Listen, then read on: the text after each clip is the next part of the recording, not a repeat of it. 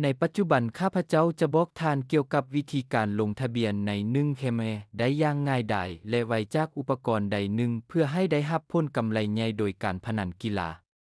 เปิดตัวท่องเว็บในโทรศัพท์หรือคอมพิวเตอร์ของทานพิมพ์1 เคมในแท็บค้นหาและไปที่เว็บไซต์อยู่ที่นั้นทานจะเข้าไปในเมนูหลักเลือกปุ่มลงทะเบียนข้าพเจ้าแนะนำให้ทานเลือกทางเลือกอีเมลเพราะว่านี้แม่นการลงทะเบียนอย่างเต็มที่กับการปกป้องข้อมูลของทานในที่นี้ทานเลือกประเทศสกุลเงินภาคพื้นใส่ที่อยู่อีเมลของทานชื่อนามสกุลและเบอร์โทรศัพท์สำหรับการปกป้องสร้างรหัสผ่านที่เข้มแข็งและใส่รหัสโปรโมชั่นย้อนซึ่งให้ 200% ให้กับเงินฝากของทานและกดปุ่มลงทะเบียน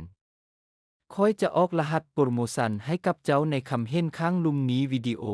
หลังจากนั้นตื้มเงินใส่บัญชีของทานด้วยวิธีที่ง่ายและได้รับ